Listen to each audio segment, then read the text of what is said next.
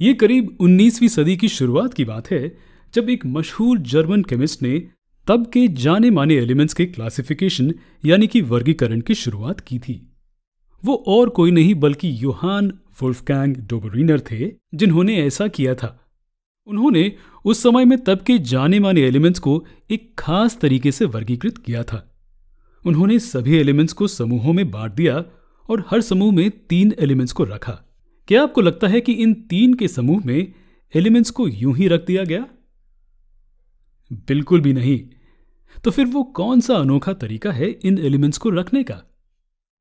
ये बहुत आसान है। डॉबरीनर ने एलिमेंट्स के 3 के समूह को इस तरह से रखा कि हर समूह के पहले और तीसरे एलिमेंट का एवरेज एटॉमिक मास बीच के एलिमेंट के एटॉमिक मास के बराबर था। आसान शब्दों में कहा जाए तो दूसरे एलिमेंट का एटॉमिक मास लगभग पहले और तीसरे एलिमेंट के एवरेज एटॉमिक मास के बराबर होगा। चलिए इसे हम एक उदाहरण के साथ बेहतर समझने की कोशिश करते हैं।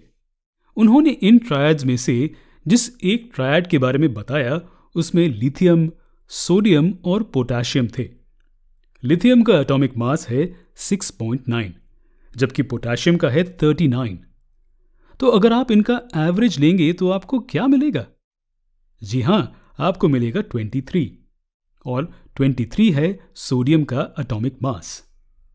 और बिल्कुल यही बात डॉबरीनर की दिमाग में थी जब उन्होंने ये ट्रायड्स बनाए थे।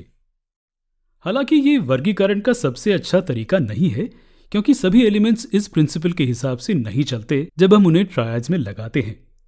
साथ ही जब डॉबरीनर ने इस प्रणाली के बारे में बताया था, तब उन्हें बहुत कम एलिमेंट्स के बारे में पता था।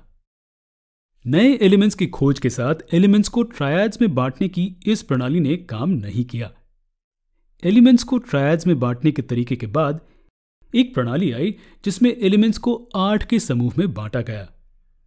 जी हां, इस प्रणाली को एक अंग्रेजी वैज्ञानिक जॉन न्यूलैंड ने सन 1866 में पेश किया था।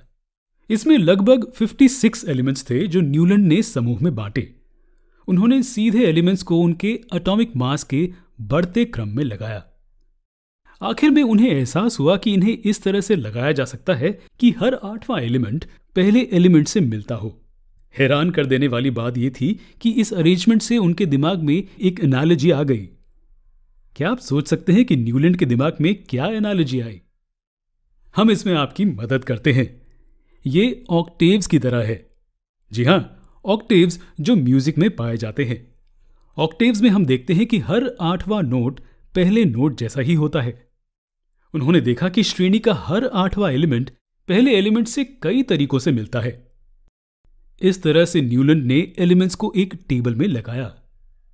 जैसा कि हम यहां देख सकते हैं कि अगर लिथियम को लिया जाए तो उसके बाद 8वां एलिमेंट सोडियम होगा। आपको यह जानकर हैरानी होगी कि इन दोनों की विशेषताओं में काफी समानताएं हैं। इससे बिल्कुल अगला उदाहरण होगा बेरिलियम और मैग्नीशियम का। ये भी ऐसे स्थान पर है कि मैग्नीशियम बेरिलियम के साथ 8 स्थान की दूरी पर है, और हां, ये दोनों भी एक दूसरे से मिलते हैं। इस एनालॉजी के बाद न्यूलैंड ने एलिमेंट्स की इस प्रणाली का नाम लॉज ऑफ ऑक्टेव्स और बल्कि न्यूलैंड्स लॉज ऑफ ऑक्टेव्स रखा। हालांकि ये अरेंजमेंट का पैटर्न काफी अच्छा था, पर यह सिर्फ कैल्शियम तक ही चला और उसके बाद के एलिमेंट्स पर लागू नहीं हुआ। कैल्शियम के बाद हर 8वें एलिमेंट की विशेषताएं पहले एलिमेंट से नहीं मिलती थी। उस समय तक सिर्फ 56 एलिमेंट्स के बारे में ही पता था, यानी कि थोरियम तक। न्यूलैंड ने यह मान लिया था कि भविष्य में और एलिमेंट्स नहीं पाए जाएंगे। बाद में कई एलिमेंट्स की खोज हुई, पर उनकी विशेषताएं किसी भी तरह से इस प्रणाली में सही नहीं बैठी। एक और कमी इस सिस्टम की ध्यान देने वाली ये थी कि कोबाल्ट और निकल समान जगह पर रख दिए गए थे, और ये जगह हैलोजेंस के समूह में थी, जैसे कि फ्लोरीन, क्लोरीन और ब्रोमीन। लेकिन इन हैलोजेंस की विशेषताएं कोबाल्ट या निकल से बिल्कुल अलग होती हैं।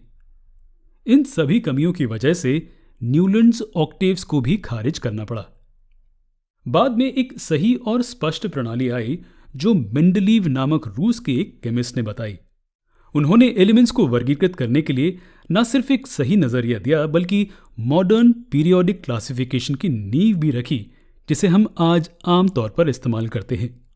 आइए अगले वीडियो में मेंडलीव के दिए गए इस पीरियोडिक क्लासिफिकेशन ऑफ एलिमेंट्स पर विस्तार से नजर डालते हैं।